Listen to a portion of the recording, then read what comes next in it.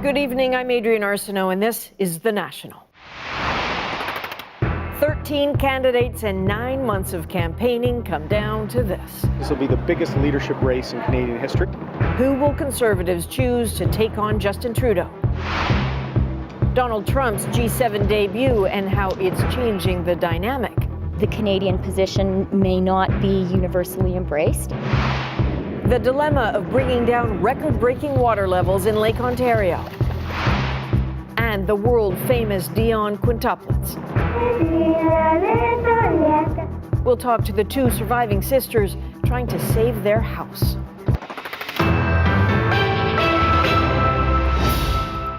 It's their last chance to win over voters. Tonight, the 13 candidates for the leadership of the federal Conservative Party are nearing the finish line in their long race to replace Stephen Harper.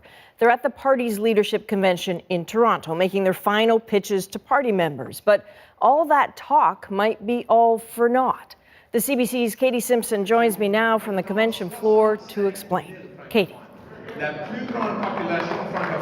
Adrienne, most of the ballots have already been cast, but still there's a mix of excitement and anxiety here at the convention.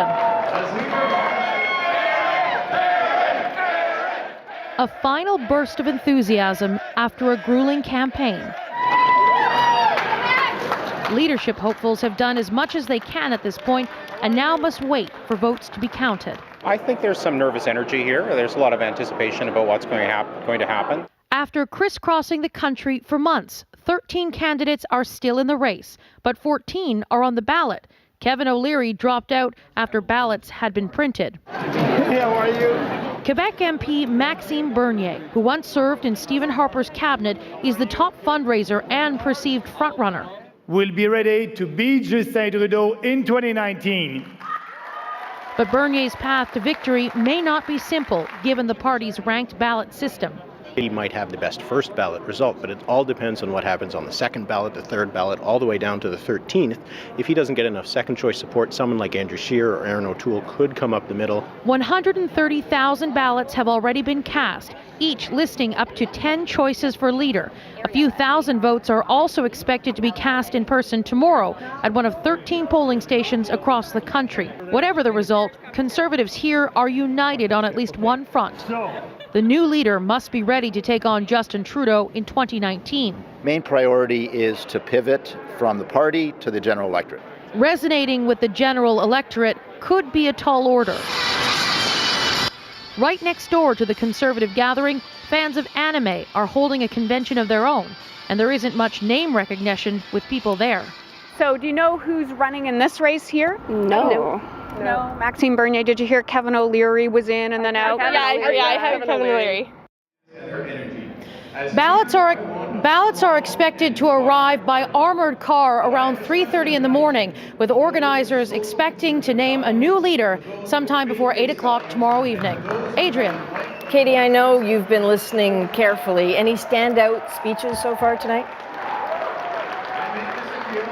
Well, so far, Aaron O'Toole and Andrew Scheer really seem to have connected with the audience so far. Aaron O'Toole joking that he's younger than Justin Trudeau, but he might not look it because he's lived a life of hard work. So we're seeing some of the attack lines that could come out in a potential election in 2019. Lisa Raitt also really connected with the audience as well, offering what could be understood to be a concession speech, vowing to work with whoever wins this race, doing so behind the scenes as well as publicly. Now, Maxime Bernier, who of course is the front runner heading into this race, he did not offer very many words. He played a video for most of his time on the stage and then just offered a few very brief, very thin congratulatory remarks. Adrienne.